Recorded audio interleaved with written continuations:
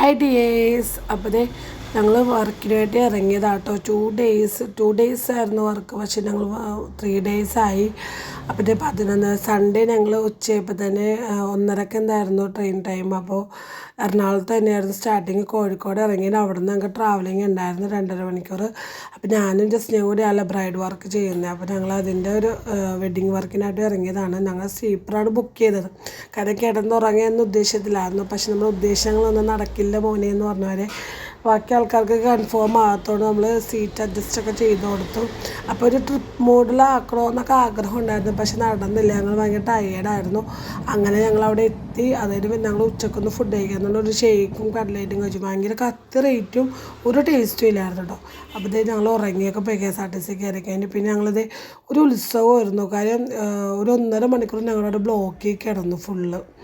അത് കഴിഞ്ഞിട്ടാണ് ഞങ്ങൾ 11:30 രാത്രി കഴിഞ്ഞപ്പോഴാണ് ഞങ്ങൾ റൂമിലെത്തിയത്. അപ്പോൾ ഇച്ചാനും കൊച്ചിനെ കുളിച്ച് ഭയങ്കര സങ്കടമായിരുന്നു. അപ്പോൾ ഉറങ്ങിയില്ല. കാര്യം ഞങ്ങൾ ഉറങ്ങിയപ്പോൾ 12 മണി കഴിഞ്ഞു.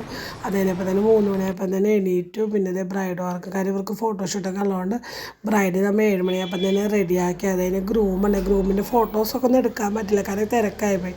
2 ഗസ്റ്റൊക്കെ ഉണ്ടായിരുന്നു. അപ്പോൾ ഇവളും ബ്രൈഡിൻ്റെ മാത്രം കുറച്ച് വീഡിയോസ് മാത്രം എടുത്തുള്ളൂ. ബാക്കി നിങ്ങൾ പിക്ചേഴ്സ് പിന്നെ തന്നാൽ മതി എന്നുള്ള രീതിയിലായിരുന്നു.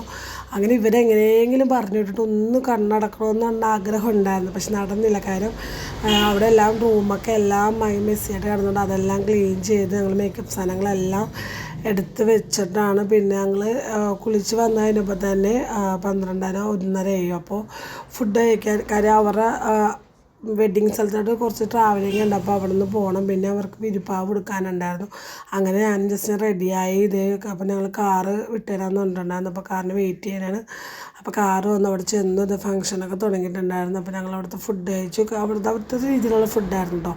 അത്യാവശ്യം കുഴപ്പമില്ലായിരുന്നു. പിന്നെ മലനിരകൾ നല്ല തണുപ്പൊക്കെ ഉണ്ടായിരുന്നു. അങ്ങനെ ഞങ്ങൾ അവരുടെ കസിൻ്റെ വീട്ടിൽ പോയിട്ട് പിന്നെ വിരിപ്പാവ് ഉടുപ്പിച്ചു. അത് കഴിഞ്ഞ് ഞങ്ങൾക്ക് അവിടെ തന്നെ കിടന്നു. കാര്യം ഞങ്ങൾക്ക് ഭയങ്കര ക്ഷീണം പോയി. ഹെയർ സ്റ്റൈലും ചെറുതായിട്ടൊന്ന് ഫ്ലവറൊക്കെ സെറ്റ് ചെയ്തിട്ട് പിന്നെ ഞങ്ങൾ റെഡിയായി. ഒരു 7 മണിയായപ്പോൾ തന്നെ ഞങ്ങളവിടെ നിന്ന് ഇറങ്ങി. ലാസ്റ്റ് വെളുപ്പിന് 4:30 എത്തിയത്. അത് കഴിഞ്ഞത് ഞാൻ ഭയങ്കര ടയർഡായിപ്പോൾ. അവൾ ഭയങ്കര 2 ദിവസം ഒട്ടും ഉറക്കം ഇല്ലായിരുന്നു.